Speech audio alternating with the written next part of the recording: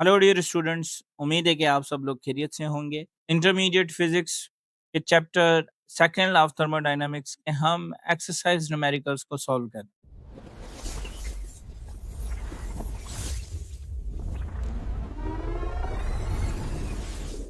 इस वक्त तक हमने इस एक्सरसाइज के 4 न्यूमेरिकल्स को सॉल्व किया है। आज के इस लेक्चर के अंदर हम मज़ीद न्यूमेरिकल्स को सॉल्व करें। तो आज का हमारे पास जो स्टार्टिंग न्यूमेरिकल है वो न्यूमेरिकल 5 है। अब आप देखेंगे इस न्यूमेरिकल 5 में हम कहा जा रहा है, क्या heat engine operates at the rate of 500 kilowatt. The efficiency of the engine is 30%। Calculate the loss of heat per hour. अब हमें यहाँ पर कहा जा रहा है कि एक हीट इंजन है जो कि ऑपरेट हो रहा है रेट ऑफ 500 किलोवाट्स और जो एफिशिएंसी है उस इंजन की वो 30%। हमें कैलकुलेट करना है कि loss of heat per our कितना हो रहा है। तो डियर स्टूडेंट्स, इसे सॉल्व करने के लिए हम सबसे पहले इसका डेटा बना लेंगे कि हमारे पास जो पावर गिवन है वो एज एन आउटपुट गिवन है। तो आउटपुट पावर हमने करके लिख दिया जो कि हमारे पास 500 किलोवाट्स। हमें मालूम है कि जो किलो है वो 10 की पावर प्लस 3 के बराबर है और हम अगर इसे लिखना चाहें तो यूँ भी लिख सकते हैं 5 इंटू पावर प्लस का 2 यानी कि 500 हो जाएगा, फिर मल्टीप्लाई बाय किलो की वैल्यू आ जाएगी 10 की पावर प्लस 3 और यहाँ पर ये वॉट आ जाएगा। अब अगर बेस सेम करें तो पावर सेड होंगी और ये हो जाएगा 5 into power plus 5 what. Efficiency हमें मालूम है 30% है और हमें मालूम क्या करना है, लॉस ऑफ हीट पर आर मालूम करना है।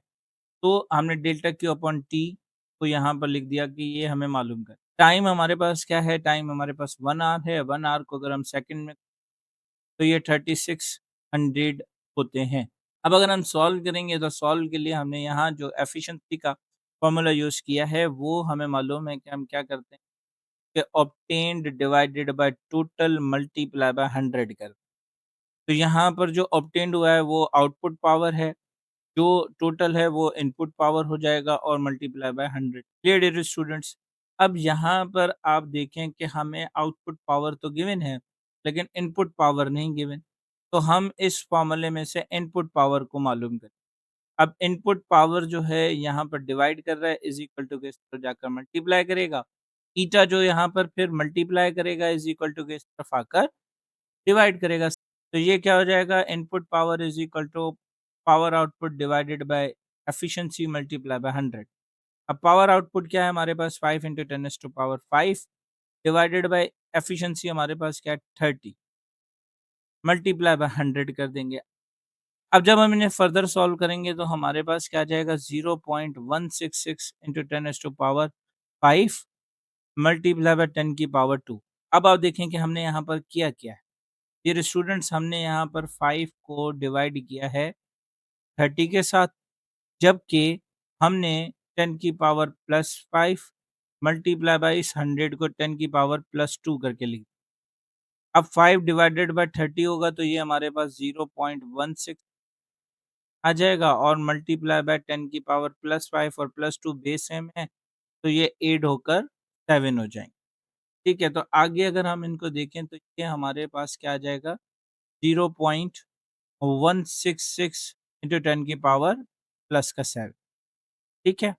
अब आप ज़रा देखें कि यहाँ पर अगर मैं पॉइंट को इस तरफ प्लेस करता हूँ, तो मुझे जो पावर 10 की पावर 7 है, इसमें से 1 को माइनस करना, क्योंकि हम पढ़ते हैं कि अगर पॉइंट को इस तरफ शिफ्ट करते हैं, तो पावर हमारे पास नेगेटिव आती है और अगर पॉइंट को इस तरफ शिफ्ट करते हैं, तो पावर हमारे पास पॉज़िटिव।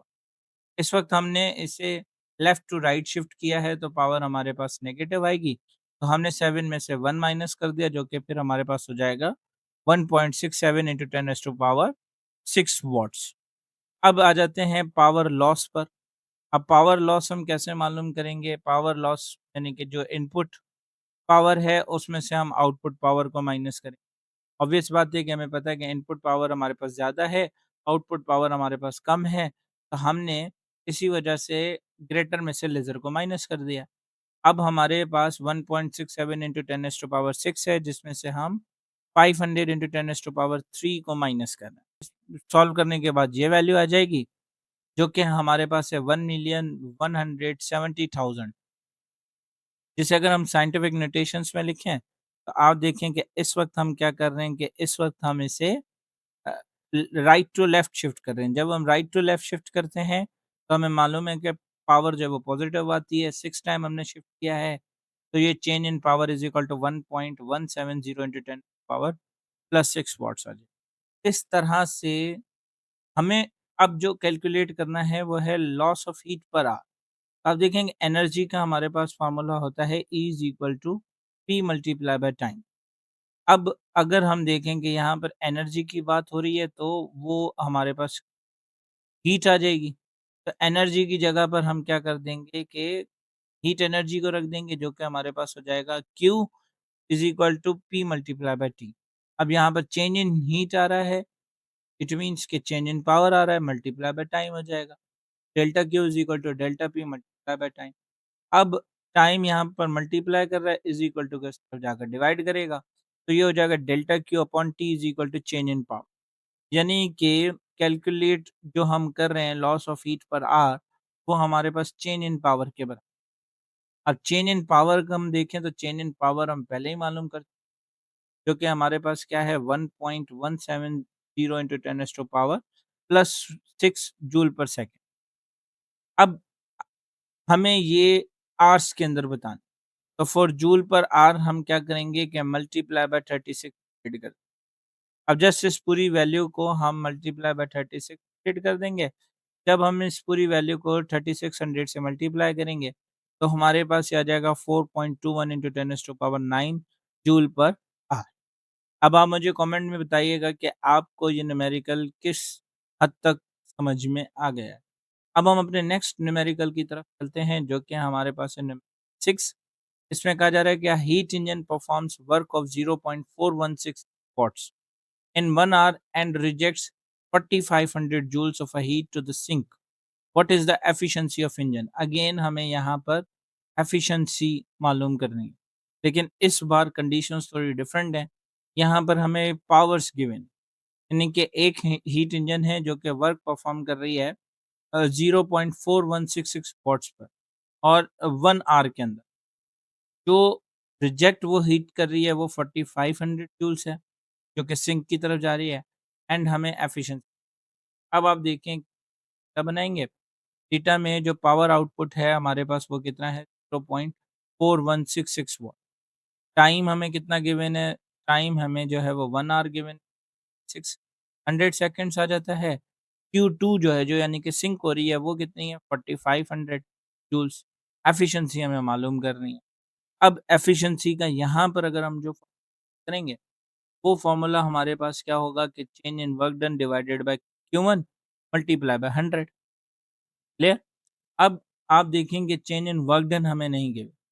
सबसे पहले हम क्या मालूम करेंगे कि सबसे पहले हम चेंज इन वर्क डन मालूम, और हमें मालूम है कि एनर्जी का जो फ़ॉर्मूला है वो हमारे पास क्या है, E is equal to P multiply by T, और एनर्जी हमारे पास किसके बराबर होती है, चेंज इन वर्क डन के बराबर होती है। तो मैं यहाँ पर भी E की जगह पर चेंज इन वर्क डन लिख सकता हूँ। अब जब मैं चेंज इन वर्क डन लिखूँगा तो ये मेरे पास क्या आ जाएगा, power output multiply by time. अब पावर आउटपुट हमारे पास कितना है 0.4166, जिसे हम मल्टीप्लाई करेंगे 3600 से, तो जो हमारे पास आंसर आएगा वो आएगा 1499.76। अब अगर हम आगे देखें, तो अब जो हीट एब्ज़ॉर्ब हुई है Q1, उसके लिए जो चेंज इन वर्क डन होगा, आप देखें ये फ़ॉर्मूला क्या आ जाएगा, change in work done is equal to change in Q। जितना काम हुआ होगा उतनी ही हीट एब्ज़ॉर्ब हुई होगी, और चेंज इन Q हम कैसे मालूम करते हैं कि ग्रेटर में से लेज़र को माइनस कर देते हैं। यानी कि Q1 ज़्यादा है और जो सिंक हुई है वो कम होगी, तो Q1 माइनस Q2 आ जाएगा। अब मुझे यहाँ पर जो मालूम करना है वो Q1 मालूम करना है, क्योंकि Q2 तो मुझे गिवन है। तो Q2 जो यहाँ पर माइनस कर रही है इज़ इक्वल टू के उस तरफ जाकर पॉज़िटिव हो जाएगी। तो Q1 is equal to delta W plus Q2। अब हम जस्ट क्या करेंगे कि वैल्यूज़ पुट करेंगे।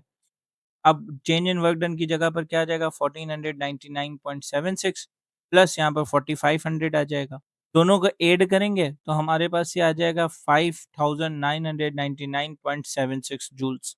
तो अब यहाँ से हमें Q1 भी मालूम हो गया है। अब आगे चलते हैं, एफिशिएंसी का फ़ॉर्मूला हमारे पास क्या था कि eta is equal to delta W upon Q1 multiply by 100। तो अब हम जस्ट वैल्यूज़ को पुट करेंगे। डेल्टा डब्ल्यू की जगह पर 1499.76 डिवाइडेड बाय 5999.76 आ जाएगा और फिर इस पूरे को मल्टीप्लाई कर देंगे 100 के साथ। अब जब हम इनको डिवाइड करेंगे तो डिवाइड करने के बाद जो हमारे पास आंसर आएगा, वो आएगा 0.2499 मल्टीप्लाई बाय 100। जब हम इन्हें मल्टीप्लाई करेंगे 100 के साथ तो ये 24.99 परसेंटेज आ जाएगा। जिसे हम यूँ भी लिख सकते हैं कि ईटा इज़ इक्वल टू 25% यानी कि एफिशिएंसी जो है वो हमारे पास ये आ जाएगी। तो डियर स्टूडेंट्स, आज हम यही 2 न्यूमेरिकल सॉल्व करेंगे। मैं उम्मीद करता हूँ कि आपको बहुत अच्छे तरीके से समझ में आ गए होंगे। नेक्स्ट वीडियो के अंदर हम नेक्स्ट न्यूमेरिकल्स सॉल्व करेंगे। एक कमेंट कर दीजिएगा अगर आपको बहुत अच्छे से क्लियर हो गए हैं। मिलते हैं नेक्स्ट वीडियो में, तब तक अपना ख़्याल रखिएगा। Thank you so much. अल्लाह हाफ़िज़।